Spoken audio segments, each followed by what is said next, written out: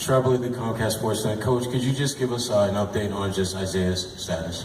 The only thing that I was told is that on that play in the fourth quarter, he twisted his ankle with a mild ankle sprain, from what they can tell. And so he'll get treatment, he'll get a film tomorrow, and go from there. Early indications, Coach, it doesn't seem like it'll prevent him from playing in Game 6.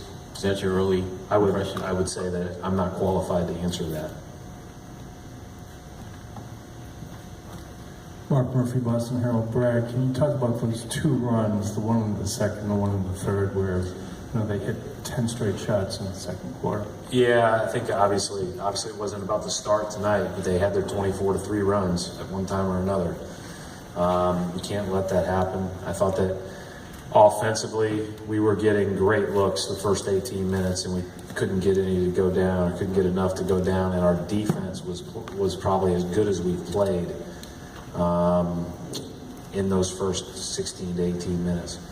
After that, I thought we were not near as good for whatever reason. I thought that, offensively we were much more stagnant, and defensively we were just way off bodies and way off the ball, and they were way too comfortable. And once they get like that, hit a few shots, they steamrolled us.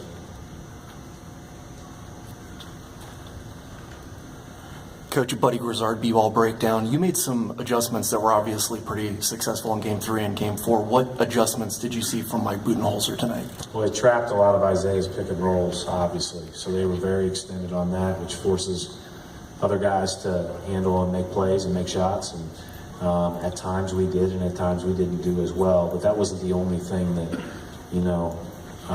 that we had issues with per se. And I thought Isaiah did a really good job of just getting rid of the ball. That's what you have to do when you're being trapped, and making the right basketball play. And again, in that first 18 minutes, I thought we were playing really well. And then, after that, I thought it was more, they were the more physical, more aggressive, they were just better.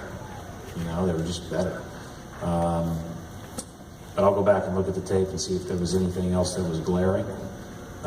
Certainly there's some matchups, and they do some rotations a little bit different. They played Millsap at the 5 a lot more in the first half especially. And we'll go back and look at it and figure it out. Coach Mark D'Amico, Celtics.com. Win or go home scenario here moving forward. Why are you confident that you guys will be able to come through in that scenario? We just have to play good basketball.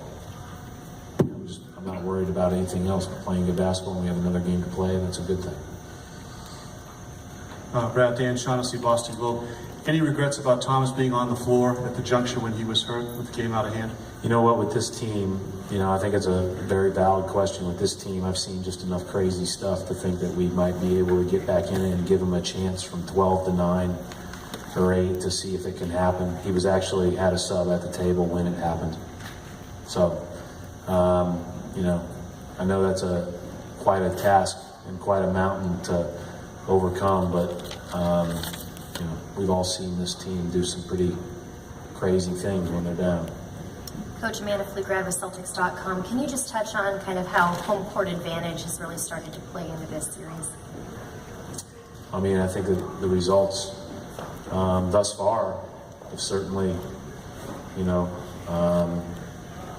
indicated its importance, but doesn't mean anything on Thursday night unless you don't play well. I think you have to play well. Again, it's more about how you're playing. They played great tonight, and if we play like that and they play the way they play, the home court advantage won't mean as much. So it's about how you play, and it's about how you come out and everything else, and hopefully sustain an effort. I thought we were pretty good in the first 18 minutes. Brad, Gary Washington, Boston Globe. Is there just regrets that you weren't able to extend the lead past 10 during that? They were 6 for 34, and you only 29-19 was just a we were struggling to make shots. There is a little frustration, but it's a long game, and I just felt like, man, if we can continue to guard this way, then we're going to give ourselves a chance regardless. But then they went on a quick 10-12-0 run and kind of turned the tide on us before halftime. But still, even then, they took a 10 or 12 point lead, we scored on the last couple of possessions of the first half that we had, and you feel pretty good about going into half. The fact that you have guarded, you have played pretty good offense again through the first half, but then third quarter, wasn't very good. Jay King, MassLife.com. How do you regroup after that one? Do you let your team up a little bit? Do you try to move forward right away? I guess how do you respond to a loss that big in such an important game? No, I just walked in and I said, listen, we have to do a couple of things that were obvious by the naked eye to watch better, that we can control. Then we'll look at film, figure out what else we can do better, and we'll move forward. I mean, there's no like, I don't think there's any need to fight into anybody or give a big New Rockney speech in game, 5 and 6 of the Eastern Conference, playoffs. I just think you get ready for the next one, and you prepare really well, and you hope to come out the way we came out, which was focused and ready. We just didn't sustain it. Steve Belbet, Boston Herald.